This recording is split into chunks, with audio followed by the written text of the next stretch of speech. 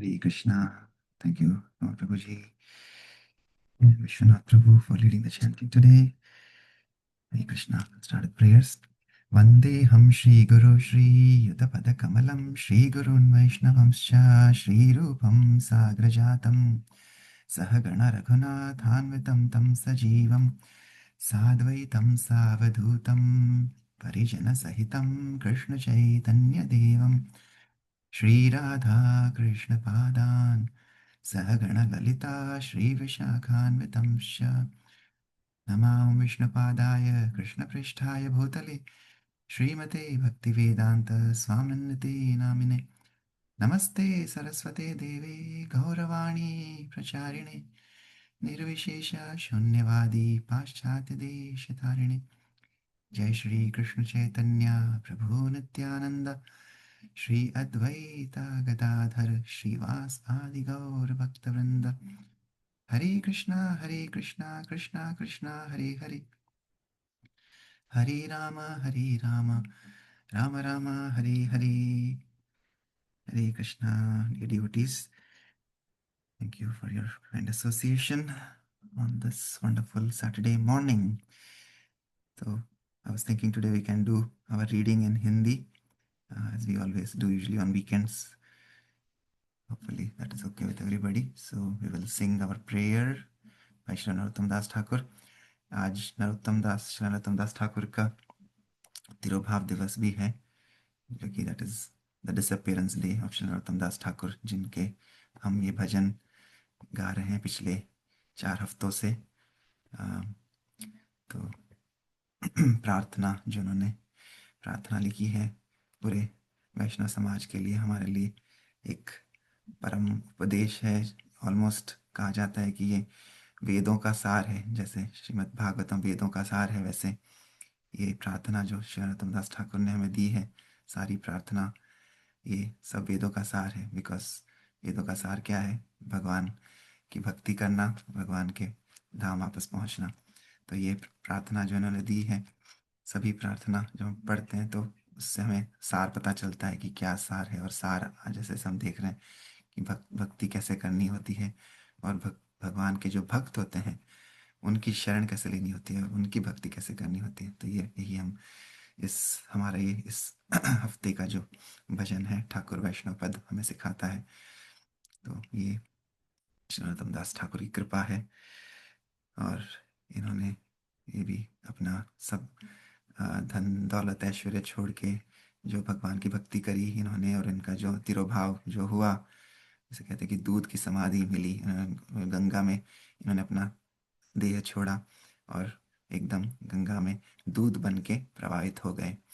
तो ऐसे pure pure एकदम शुद्ध भक्त जो होते हैं, जिनका कोई क्लेश मात्र भी भौतिक जगत से कोई लेना देना नहीं है, सो कामराज विवर्जितम जैसे भगवान बोलते हैं, वैसे शुद्ध एकदम शुद्ध भक्तिपूर्ण उनका देह था, तो गंगा में दूध बन के विलीन हो गए। तो ऐसे श्री नरोत्तम दास ठाकुर को हम सदैव नमन करते हैं, और उनके ये भजन हम मन से प्रार्थना के रूप में भगवान को अर्पित करते हैं। ओके, तो हम हिंदी में आज गाएंगे और हिंदी में ट्रांसलेशन पढ़ेंगे।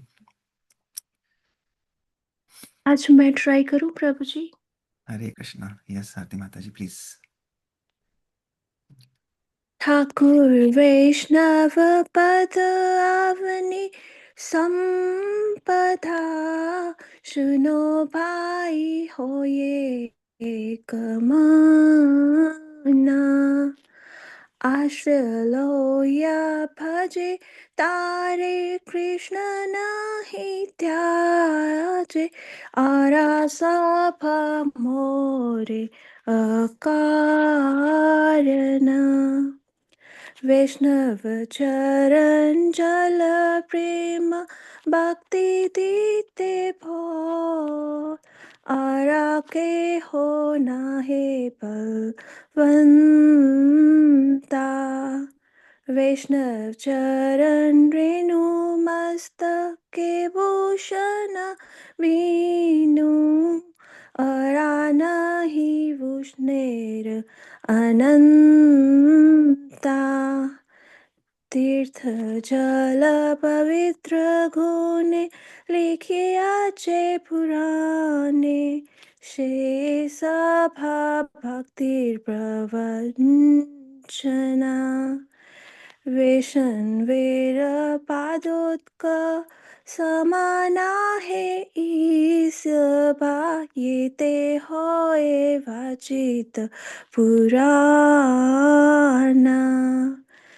वैष्णव संगीते मन आनंदितानुशन सदा होए कृष्ण प्रसंगा दीन नरोत्तम कांदे हिया धैर्य नहीं बंदे मोरा दशा खिनो होइलो बंगा ठाकुर वैष्णव पद अवनिर संपद सुनो भाय होइए एक माना हरे कृष्ण कृष्ण कृष्ण हरे हरे हरे राम राम हरे कृष्णा। सॉरी प्रभु जी अगर कोई गलती हो हरे गई हो कृष्णा। प्रोनाउंसिएशन में तो। हरे कृष्णा। नहीं, बहुत सुंदर माता जी, thank you so much. Thank you प्रभु जी। भाव से आपकी भक्ति करते हैं तो भगवान तो वही लेते हैं भाव। बहुत अच्छा, नहीं कोई भी गलती भी नहीं हुई, बहुत अच्छा था। अनुवाद, आप अनुवाद भी पढ़ेंगे माता जी? जी प्रभु जी, थैंक यू। हे भाई, कृपा मेरे वचनों को ध्यान पूर्वक सुने। वैष्णवों के चरण कमल इस संसार की सबसे अमूल्य निधि है। ये वैष्णव निरंतर भगवान कृष्ण की शरण में रहते हैं और उनकी पूजा करते हैं। वे अपने प्रभु का कभी परित्याग नहीं करते। वे मुक्त हैं। वे जन्म मृत्यु के चक्र से मुक्त हैं। वैष्णवों के चरण कमलों को धोने वाला जल ईश्वर के शुद्ध प्रेम में भक्ति प्रदान करता है। इस दिव्य प्रेम को प्राप्त करने के लिए अन्य कोई भी साधन उतना प्रभावशाली नहीं है।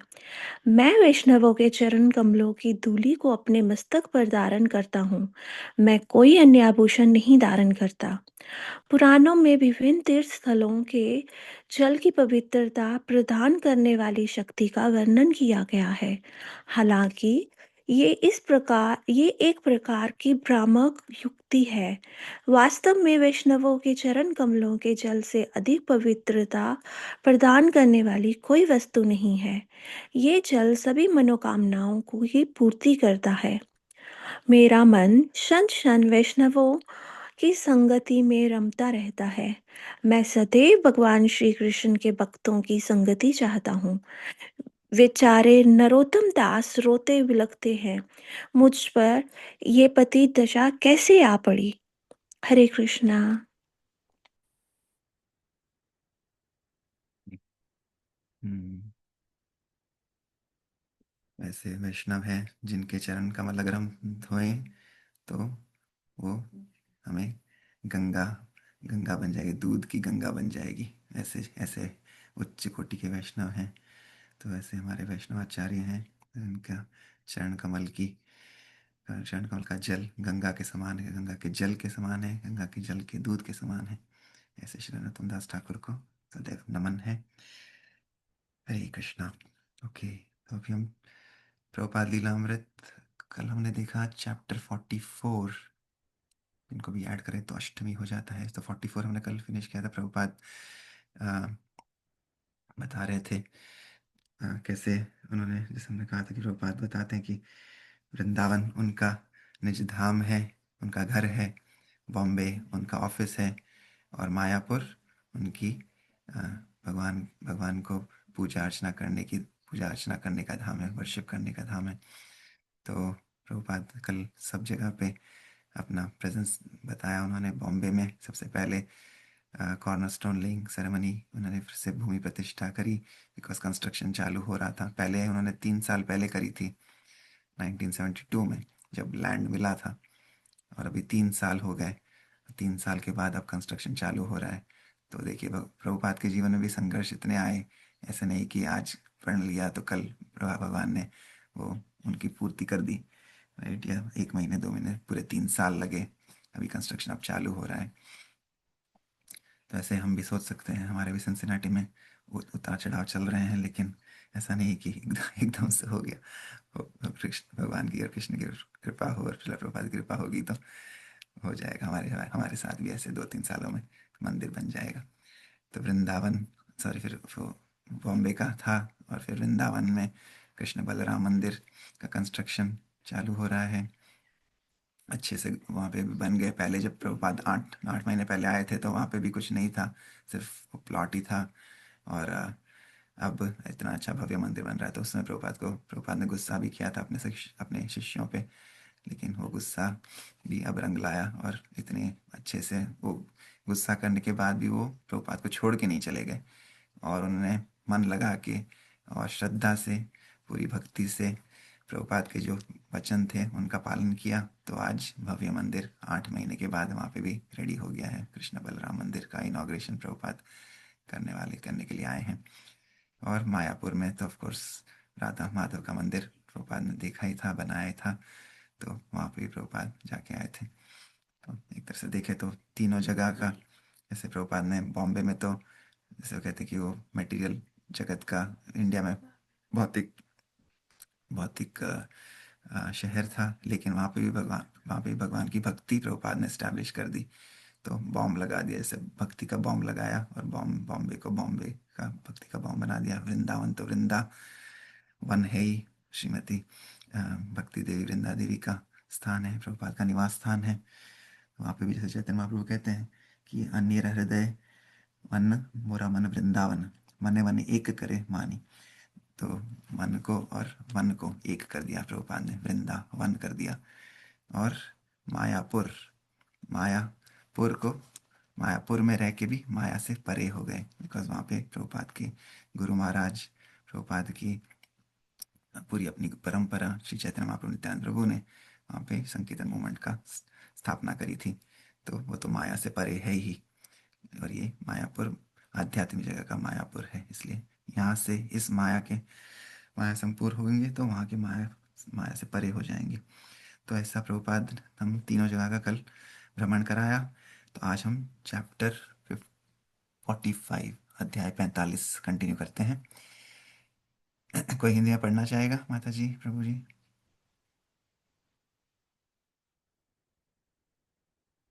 ओके, ठीक है, तो मैं फिर कंटिन्यू करता हूँ। तो अध्याय 45, कृपया पुस्तकें वितरित करें। सैन फ्रांसिस्को, 5 जुलाई 1970। श्रील प्रभुपाद 1970 में सैन फ्रांसिस्को में आयोजित रथ यात्रा में शामिल हुए थे।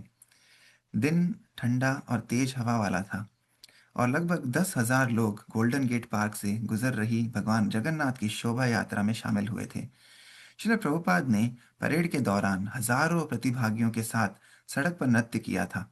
समुद्र तट के किनारे एक सभा एक सभागार में एक विशाल जनसमूह को संबोधित किया था, और अपने शिष्यों को हजारों लोगों को मुफ्त शाकाहारी प्रसादम वितरित करते हुए देखा था। लेकिन जब एक भक्त भगवान कृष्ण के प्रथम खंड की आधा दर्जन अग्रिम प्रतियां लेकर आया तो श्रील प्रभुपाद विशेष रूप से प्रसन्न हुए। भक्तों और उत्सुक उत्सव यात्रियों से घिरे श्रील प्रभुपाद ने एक पुस्तक को हाथ में लिया और उसके मुख पृष्ठ को निहारते रहे, जिस पर राधा और कृष्ण का रंगीन चित्र अंकित था। यह पुस्तक बड़ी थी, लगभग 7.5 इंच गुणा 10.5 इंच, और इसका आवरण चांदी की चमक से चमक रहा था, जिस पर बड़े बड़े लाल अक्षर लिखे थे, कृष्ण। श्रील प्रभुपाद के श्रद्धापूर्ण हाथों में यह एक दिव्य आश्चर्य था। दर्शक बड़ी मुश्किल से खुद को श्रील प्रभुपाद के कंधों के ऊपर से झांकने से रोक पा रहे थे। और जब प्रभुपाद ने मुस्कुराते हुए पुस्तक खोली तो वे अपने विस्मयकारी अभिव्यक्ति को रोक नहीं पाए। उन्होंने चित्रों, प्रिंट, कागज और जिल्द की जांच की। बहुत बढ़िया, उन्होंने कहा। उन्होंने एक पृष्ठ पर ध्यान केंद्रित करते हुए पढ़ना शुरू किया। फिर उन्होंने ऊपर देखा और घोषणा की कि यह अत्यंत मूल्यवान पुस्तक कृष्ण अभी अभी आई है और सभी को इसे पढ़ना चाहिए। एक पुस्तक हाथ में लिए और बाकी प्रतियां सामने रखते हुए उन्होंने कहा कि जो कोई भी इच्छुक हो, आगे आकर एक प्रति खरीद ले। लोग शोर मचाने लगे। 10-10 डॉलर के नोट लिए हाथ आगे बढ़े और एक प्रति मांगने की आवाजें गूंजने लगी। और प्रभुपाद ने झटपट हर किताब बेच दी, अपने लिए एक भी किताब नहीं रखी। भक्तों के लिए श्रील प्रभुपाद द्वारा कृष्ण पुस्तक का विक्रय रथ यात्रा उत्सव का सबसे शानदार आयोजन था। उन्होंने समूहों में खरीदी गई पुस्तकों का गहन अध्ययन किया और कृष्ण की लीलाओं और अमेरिका के लोगों पर उनके प्रभाव पर चर्चा की। ब्रह्मानंद ने बताया कि कैसे 1967 में प्रभुपाद ने न्यूयॉर्क शहर के 26 सेकेंड एवेन्यू स्थित अपने कमरे में भगवान चैतन्य की शिक्षाओं की अपनी अग्रिम प्रति भेंट की थी। उस पुस्तक के आने से ठीक पहले श्रील प्रभुपाद अपने शिष्य सत्यव्रत के साथ बैठकर बातें कर रहे थे, जिसने पहले अपने गुरु भाइयों के साथ मामूली झगड़े के कारण मंदिर आना बंद कर दिया था। जब भगवान चैतन्य की शिक्षाओं की प्रति पहुंची तो श्रील प्रभुपाद ने प्रेम पूर्वक उसका निरीक्षण किया और फिर उसे सत्यव्रत को उपहार स्वरूप भेंट किया। ब्रह्मानंद श्रील प्रभुपाद को अपनी पुस्तक की एकमात्र प्रति दान करते देखकर चकित रह गए थे। पुस्तक के प्रकाशन में मदद करने के कारण ब्रह्मानंद जानते थे कि प्रभुपाद ने इसे कितनी मेहनत से लिखा था और उन्होंने पुस्तक के प्रकाशन के लिए 1 साल तक कितनी उत्सुकता से प्रतीक्षा की थी। फिर भी जैसे ही यह पुस्तक आई, उन्होंने इसे तुरंत दान कर दिया, और वह भी एक ऐसे शिष्य को जिसकी स्थिति भी अच्छी नहीं थी। सत्यव्रत ने पुस्तक ली, श्रील प्रभुपाद को धन्यवाद दिया और चले गए, फिर कभी दिखाई नहीं दिए। हालांकि श्रील प्रभुपाद चाहते थे कि उनके शिष्य कृष्ण भावनामृत साहित्य वितरित करने के लिए उतने ही उत्सुक हों जितने वे स्वयं थे, लेकिन उनमें से किसी को भी यह कहना नहीं आता था, किसी को भी यह करना नहीं आता था। एक पत्रिका बांटना और थोड़ा सा दान मांगना एक बात थी, लेकिन एक बड़ी हार्ड बाउंड पुस्तक।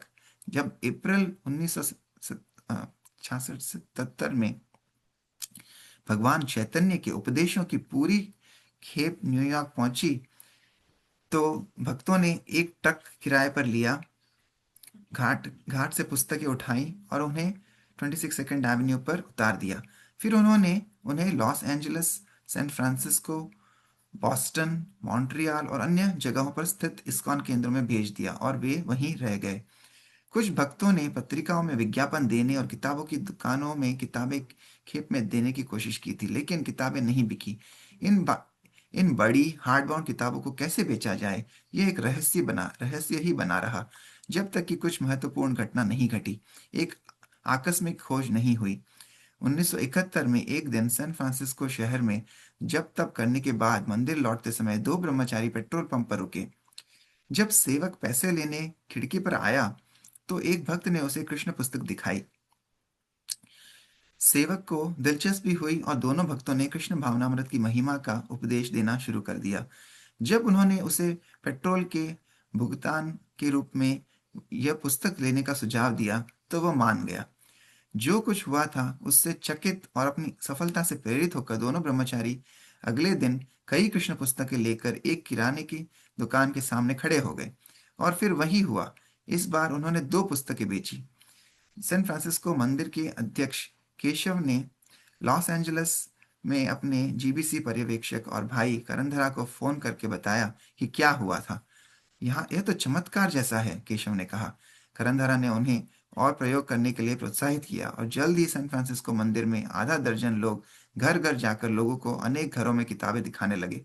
जब बुद्धिमंत ने एक दिन में 5 किताबें तक बेचनी शुरू कर दी तो दूसरे मंदिरों, खासकर लॉस एंजलस, सैन डिएगो और डेनवर के भक्तों ने उनका अनुसरण करना चाहा, और जिसने भी यह कोशिश की और एक किताब बेची वह एक उल्लासपूर्ण उत्साह में डूब गया। शिला प्रभुपाद की पुस्तकें बेचने वाले भक्तों के अनुभव और साक्ष्य एक विशिष्ट स्वाद का वर्णन करते हैं और उस आनंद से बिल्कुल अलग है जो आमतौर पर युवा पुरुषों को किसी विक्रीय तकनीक पर ठोकर खाकर और खुद को ढेर सारा पैसा के कमाने के कार पर पाकर मिलता है। अंतर यह है कि भक्तों द्वारा पुस्तक वितरण कृष्ण भक्ति होने के कारण एक ऐसा दिव्य परमानंद उत्पन्न करता है जो महानतम भौतिक सुखों से भी कहीं बढ़कर है। साधारण व्यवसाय और कृष्ण भावनामृत साहित्य बेचने का व्यवसाय उतना ही भिन्न है जितना कि भौतिक जीवन और आध्यात्मिक जीवन। और जो कोई आध्यात्मिक जीवन को भौतिक दृष्टि से देखता है वह इसे नहीं समझ पाएगा। भक्ति सिद्धांत सरस्वती ने कृष्ण भावनामृत के आनंद को समझने के ऐसे अनुभवजन्य प्रयासों की तुलना बोतल के बाहरी भाग को चाट कर शहद का स्वाद लेने के प्रयासों से की है। अमेरिका में पुस्तकें बांटने लगे युवक युवतियां जानते थे कि श्रील प्रभुपाद ने उन्हें कृष्ण भावनामृत देकर नारकीय जीवन से मुक्ति दिलाई है, और वे दूसरों को भी कृष्ण भावनामृत देने में उनकी मदद करना चाहते थे। और उनकी पुस्तकें बांटकर ऐसा उपदेश देना परमानंद था, आध्यात्मिक परमानंद।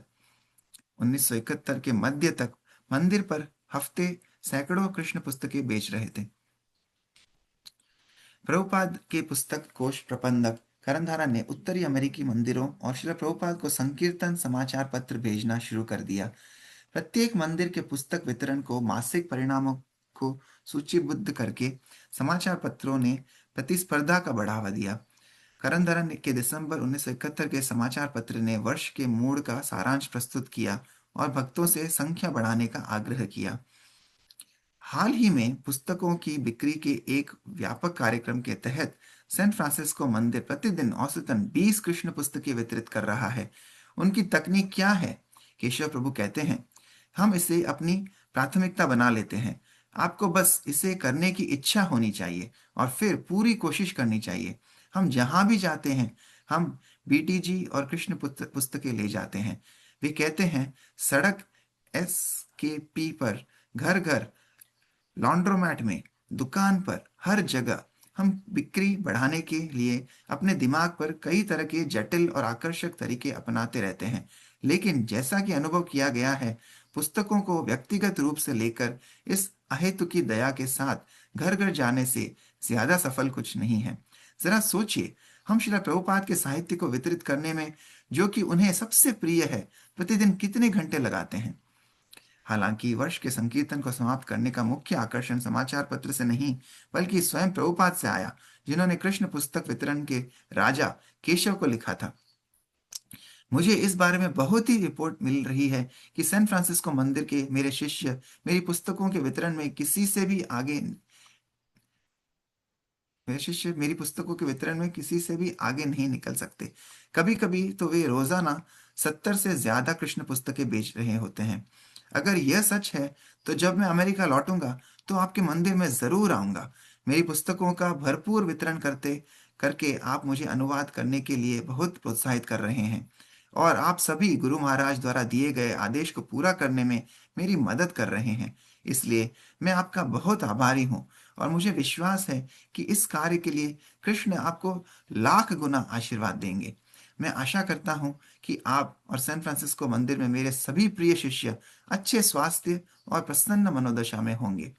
इस पत्र की प्रतियां हर इस्कॉन केंद्र को भेजी गई। प्रभुपाद हमेशा सभी भक्तों को आशीर्वाद देते थे, लेकिन इससे पहले किसी को यह याद नहीं था कि उन्होंने कभी ऐसा कहा हो कि एक भक्त को कृष्ण का आशीर्वाद लाख गुना मिलेगा।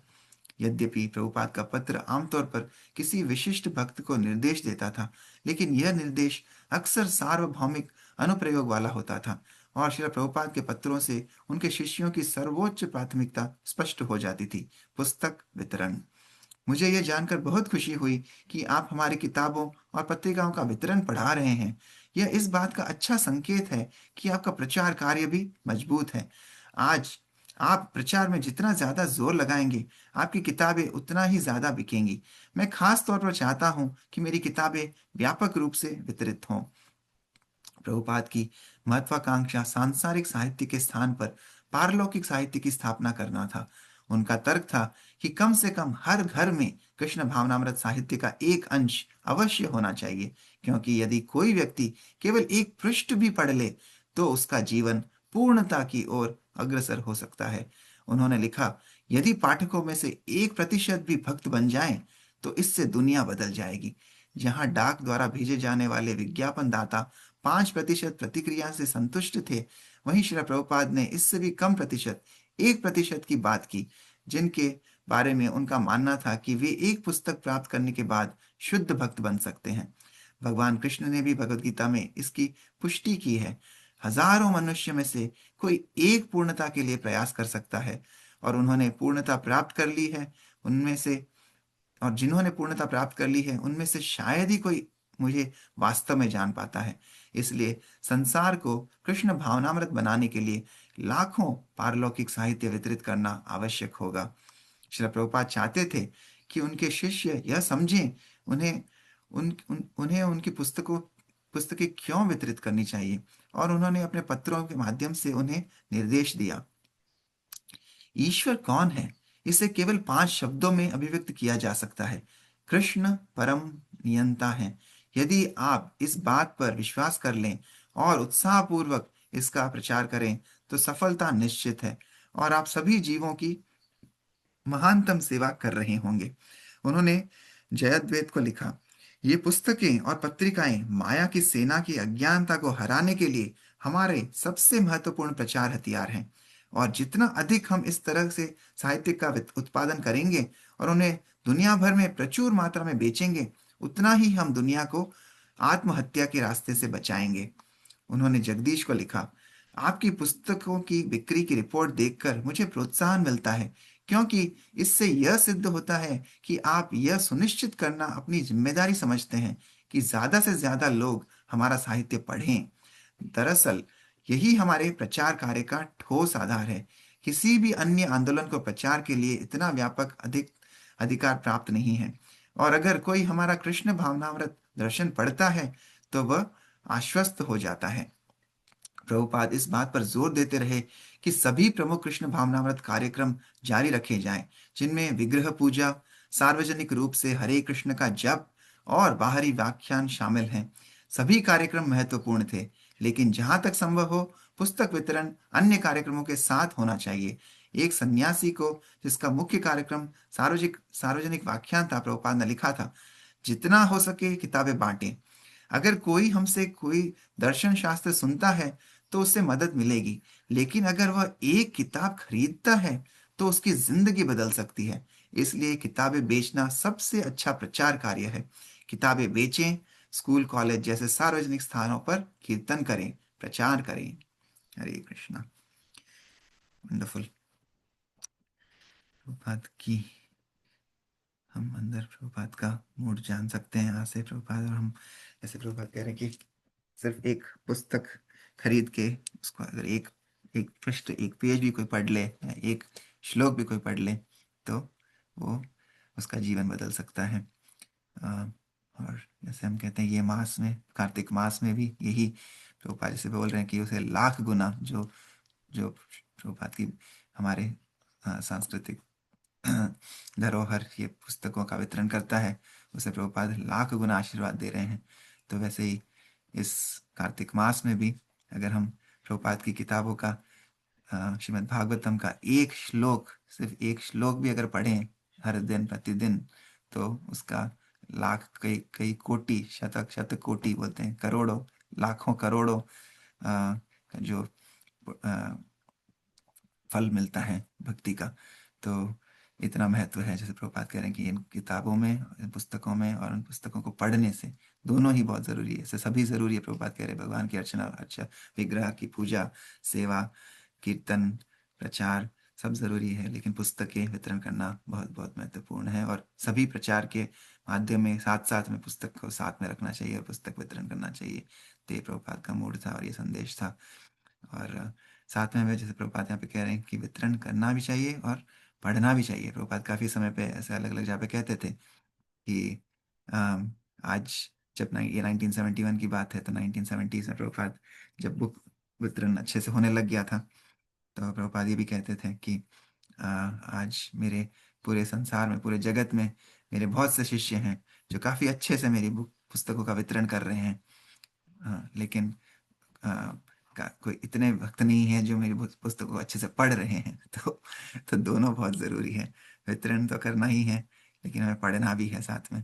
तो इसी बहाने हम सब मिलके साथ में प्रभुपाद की पुस्तकों को पढ़ते हैं हर दिन प्रतिदिन। तो प्रभुपाद पढ़ते हैं और यहाँ पे सब भक्त पुस्तक का वितरण भी करते हैं। अभी दुर्गा पूजा में हमने किया था।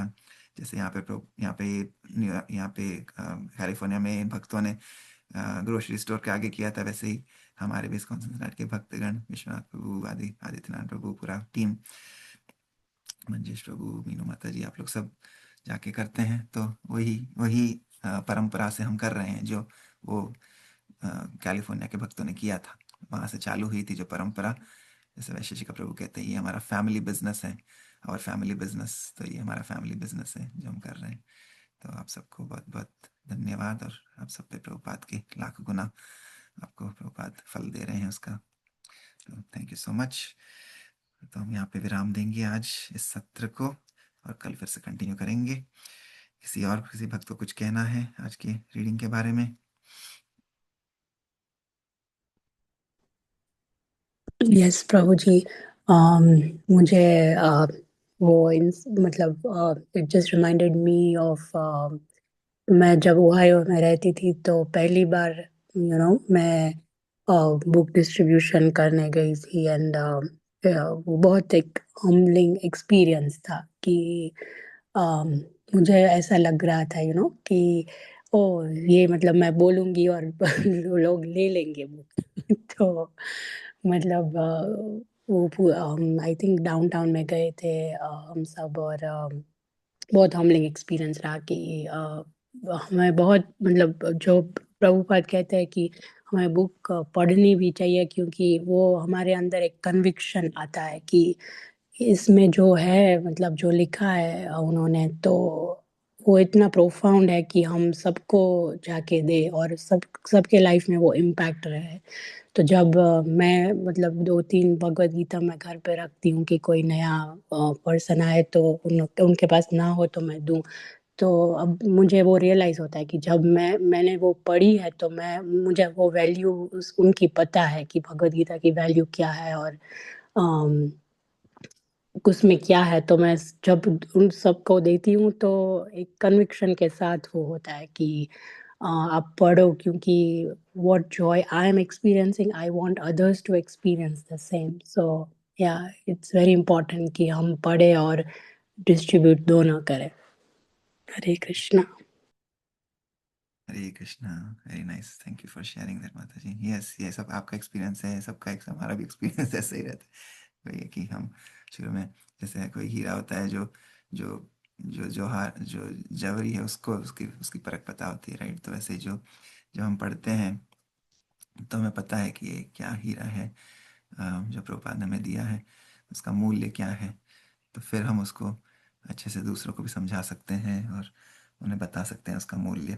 लेकिन हमें खुद ही उसके बारे में नहीं पता है और हम जाके बेचें, तो फिर उसमें ठीक है, वो प्रभुपाद की कृपा है, भगवान की कृपा है तो होगी, तो वो तो उन्हीं की कृपा से ही बस पुस्तक का वितरण भी होता है। लेकिन जब हम एक वो जैसे बोलते हैं, हम पात्र बन जाते हैं, इंस्ट्रूमेंट बन जाते हैं, हमने खुद पढ़ी है, तो फिर उसका एक अलग ही पावर होता है, अलग ही ऊर्जा होती है। जैसे राधा रानी ऊर्जेश्वरी हैं, वो हमें अलग ही ऊर्जा देती हैं। तो yes, that is very nice. तो ये हमें पढ़ना चाहिए और वितरण करना चाहिए, दोनों करना चाहिए। Thank you. लुइविल में आरती माता जी आप लोग भी करते थे? लुइविल में पटेल ब्रदर्स के बाहर, मुझे पता है। जी प्रभु जी, हमने 3-4 बार बुक डिस्ट्रीब्यूशन करी है, पर अब तो हम्म। काफी देर से नहीं करी है। मुझे लग रहा है कि जरूरत है। आज आज पढ़ के थोड़ा इंस्पायर मैं भी हो रही हूँ। मैं बात कर सकती हूँ प्रभु जी से कि let's do one more time, देखते हैं रिस्पॉन्स कैसा आता है लोगों का, तो फिर we can frequently do this thing.